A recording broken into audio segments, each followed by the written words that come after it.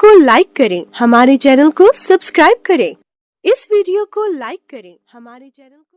جناتی لڑکی قسط نمبر 12۔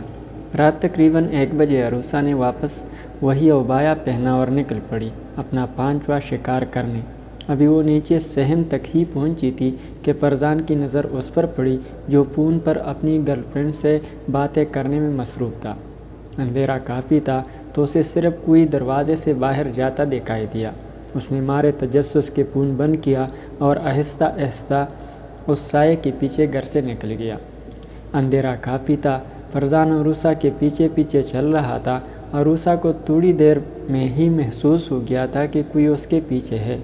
وہ دل ہی دل میں خوش تھی کہ آج شکار کے لیے زیادہ محنت نہیں کرنی پڑے گی۔ وہ انتظار میں تھی کہ کب کوئی ٹھیک جگہ آئے اور وہ پلٹ کر فرزان کو دبوچ لے۔ تھوڑی دور پہنچ کر راستہ مزید سنسان ہو گیا۔ عروسہ ایک دم سے رکی۔ فرزان فوراً ایک گاڑی کے پیچھے ہو گیا۔ اس نے ہلکا سا سر باہر نکال کر سامنے دیکھا تو اس کو شدید دھچکا لگا کہ سامنے کوئی بھی موجود نہیں تھا۔ وہ ایک گاڑی کے پیچھے اکڑو بیٹھا تھا کہ اسے اپنے کندھے پر کسی کا بھاری ہاتھ محسوس ہوا۔ اس نے جیسے ہی ہاتھ کی طرف دیکھا تو خوف سے اچھل پڑا۔ وہ ہاتھ پورا کالے بالوں سے بھرا ہوا تھا اور ناخن لمبے ہو کر نوکیلے تھے۔ فرزان نے جھٹکے سے اٹھتے ہوئے عروسہ کے چہرے کی طرف دیکھا تو اس کی زوردار چیخ نکل گئی۔ عروسہ کی ناک سکڑ کر چھوٹی ہو گئی تھی، کان ہلکے سے لمبے ہو چکے تھے اور چہرے پر شدید بال تھے۔ عروسہ نے ایک زوردار قہقہہ لگایا۔ کیا ہوا؟ مجھے ڈھونڈ رہے ہو کیا؟ دیکھو، شیطان کو یاد کیا اور وہ حاضر ہو گیا۔ اس کی مکروہ ہنسی کے ساتھ ہی اس کے نوکیلے دانت صاف نظر آ رہے تھے۔ فرزان نے گھبراتے ہوئے پیچھے ہٹنا شروع کیا اور پلٹ کر بھاگنے لگا، مگر عروسہ نے ایک ہی جس میں اس کی ٹانگ لپک لی۔ وہ منہ کے بل زمین پر گرا۔ اب فرزان کے جسم پر خوف کے مارے کپکپی طاری ہو چکی تھی۔ عروسہ نے جیسے ہی اس پر چڑھ کر اپنے دانت اس کی گردن پر گاڑنے کی کوشش کی تو اس کے گلے میں پڑے تعویذ سے اس کے ہونٹ ٹکرائے اور وہ ایک چیخ کے ساتھ جھٹکے سے پیچھے ہو گئی۔ فرزان نے موقع غنیمت جانا اور سرپٹ گھر کی طرف دوڑا۔ فرزان بھاگتے بھاگتے دروازے پر پہنچا اور زور زور سے دروازہ پیٹنے لگا۔ امی دروازہ کھولیں، کمال ماموں دروازہ کھولیں۔ وہ بدحواسی سے دروازے کو پیٹے جا رہا تھا۔ میمونہ آپا اور کمال صاحب بھاگے بھاگے دروازے پر آئے۔ دروازہ کھلتے ہی فرزان پاگلوں کی طرح اندر دوڑا۔ وہ دونوں ہی کچھ سمجھنے سے قاصر تھے۔ وہ فرزان کے پیچھے پیچھے بھاگنے لگے۔ فرزان کا سانس شدید پھول رہا تھا۔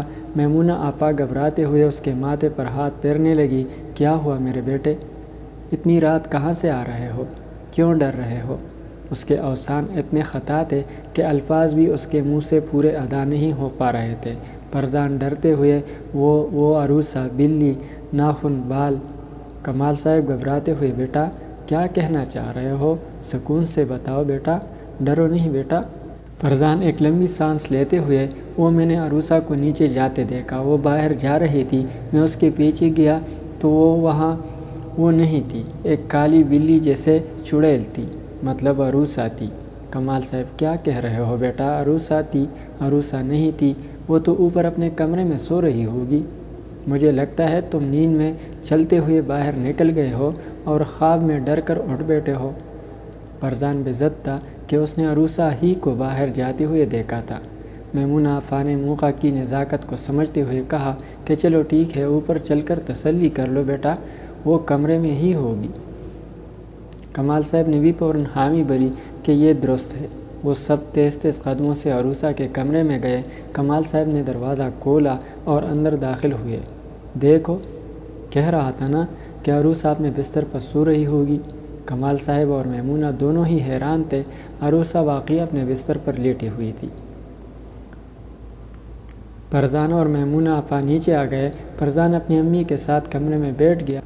وہ ابھی بھی خوف محسوس کر رہا تھا۔ امی میں سچ کہہ رہا ہوں، وہ عروسہ ہی تھی۔ میمونہ بی بی مجھے پتہ ہے بیٹا، مگر کمال صاحب نہیں مانیں گے۔ ان کی آنکھوں پر پردہ ڈالا گیا ہے، بہت سخت عمل ہوا ہے ان پر۔ تم سو جاؤ، میں دم کیے دیتی ہوں۔ اور انہوں نے الرقیہ شرعیہ پڑھنا شروع کر دیا۔ تھوڑی دیر میں فرزان سکون سے سو گیا۔ میمونہ آپا سوچنے لگی کہ شاید ٹرین کا خراب ہونا کوئی حادثہ نہیں تھا، انہیں شاید یہاں بھجوا دیا گیا اس کام کو سر انجام دینے کے لیے۔ ناظرین، اگلی قسط تک اللہ حافظ۔